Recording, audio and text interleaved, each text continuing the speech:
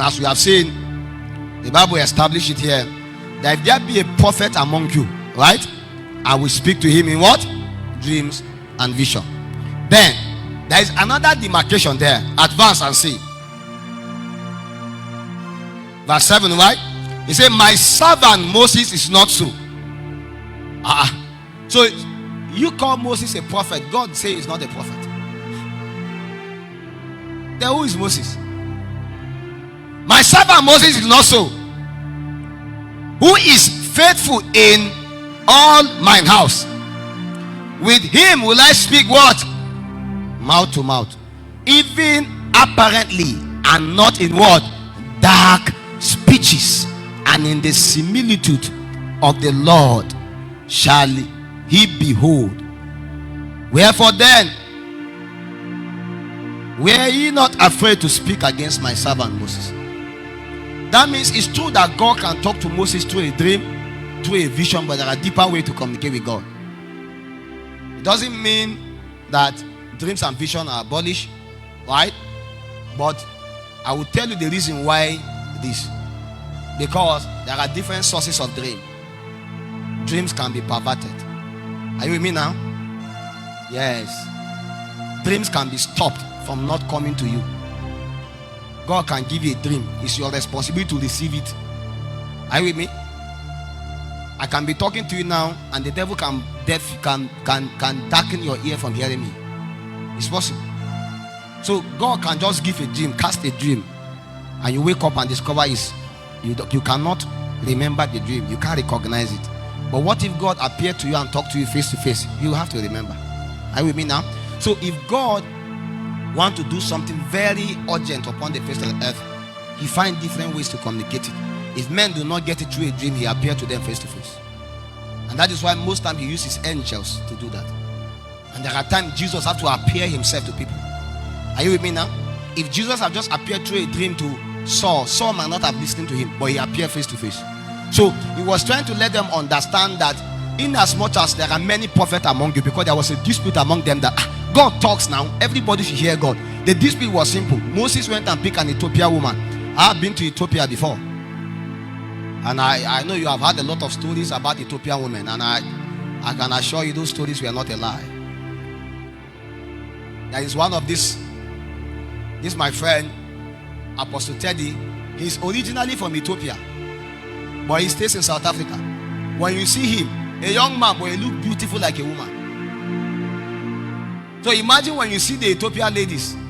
When I landed in Ethiopia, there is an hotel called Starlight Hotel. Hey. When we landed, you know, it's the center of the ECOWAS. It's the center of ECOWAS. Addis Ababa. Is it Addis Ababa, right? That's the headquarters. Addis Ababa. Yes. Very beautiful place.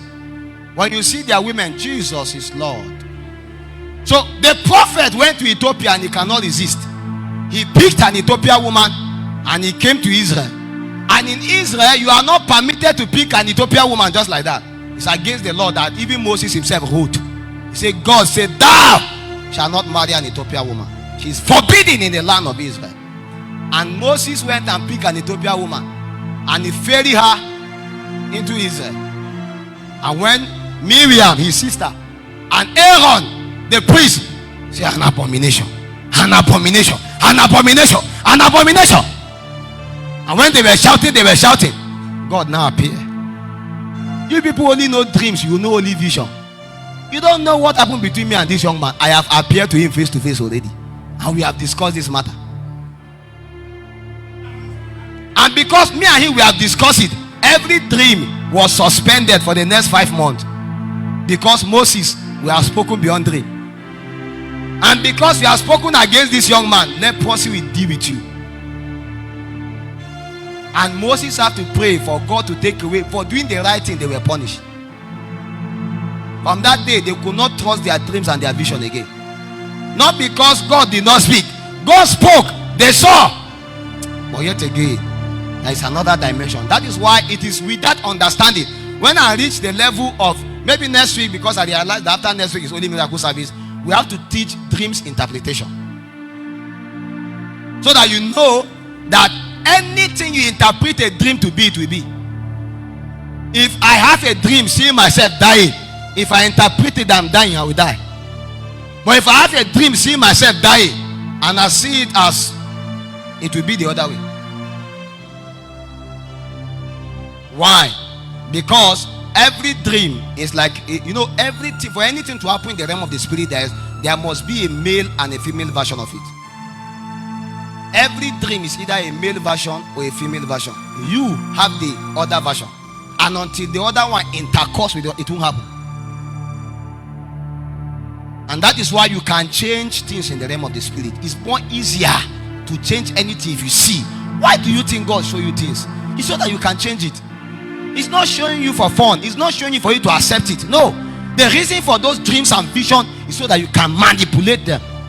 Because there is an ability in you to create and to recreate again.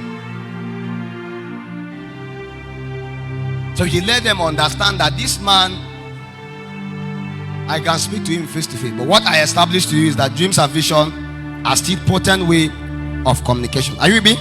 Jeremiah chapter 1 from verse what? 4. This one have to be a long reading. Then the word of the Lord came unto me, saying, before I formed thee in the belly, I knew thee, and before thou came forth out of the womb, I sanctified thee. I ordained thee a prophet to the nations. Then said I, O Lord, behold, I cannot speak, for I am a child. But the Lord said unto me, saying, say not, I am a child, for thou shalt go to all that I will send thee, and whatsoever I command thee, thou shalt speak. Be not afraid of their faces, for I am with thee to deliver thee, says the Lord. Then the Lord put forth what? His hand, and what? Touched my mouth. And the Lord said unto me, behold, I have put my words in thy mouth. See, I have this day set thee over the nations and over the kingdoms, to root out, to pull down, and to destroy, and to throw down, to build and to plant. And moreover, the word of the Lord came unto me, saying, Jeremiah, what seest thou? We now see that God himself wanted to test the sight of Jeremiah. He has given him the seeing eye, he has given him the hearing ears, but he asked him, what do you see? After he has done all those impartation, Jeremiah went further to say, I see what? The rod of an almond tree. Then says unto me, thou hast seen well, for I will hasten my word to perform it. And the second time again he asked him, what sayest thou? And he said, I am seeing a pot, and the face thereof is towards the north. Then the Lord said unto him, out of the north is an evil shall break forth upon all the inhabitants of the land. For lo, I will call all the families. So what I want you to see is that God guided Jeremiah through dreams and through visions. Immediately when Jeremiah became born again, immediately from his womb, God put in him the ability to perceive dreams and revelation. And look at how by dreams and those revelations, by those visions, he can be able to perceive the movement and the things that God intends to do. And because he has seen, God will hasten to do it. God can never do what you have not seen. God will only perform what he has given you the ability to see. Unfortunately, until you can see it, it will never happen. Yes. It's not about thinking about it, seeing it in the spirit. Because anything you see in the spirit will materialize. Anything. It's a challenge. As long as it's within your sight, it will manifest on the physical. Many of you, before you begin to become influential, before you see yourself singing, before you see yourself doing what you have seen it before. And because you have seen it so much in the realm of the spirit, now it's manifesting. If you see yourself being defeated in the spirit, fight. If you are not fighting, one day you discover life has defeated you. If you see yourself in the spirit, your father is dying, your mother, start taking it serious, because that infirmity will come. I knew people that were sleeping and suddenly they had an encounter. Somebody came and injected something strange to them. They wake up with an ailment they cannot understand.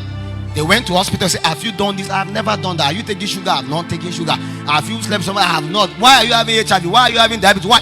That's why something happened in the realm of the spirit and it was impacted upon you. And so this is the reason why we wrestle. Not because of anything. When you see failure in the spirit, wake up and challenge it as if your life depends upon it, because it depends upon it. It's true. When you see yourself being broke, although you are a billionaire, my brother, don't joke. Don't go and buy champagne and and say the devil is joking. Wake up, because it will happen. Your carelessness is agreeing with what the devil is doing. Your carelessness is agreeing with what the devil is doing. It's true. If you go to the book of 1 John chapter 1 verse 1, say that which was from the beginning, which we have what? Heard, which we have seen with our eyes, which we have looked upon, and our hands have what? Handled. My brother, you cannot testify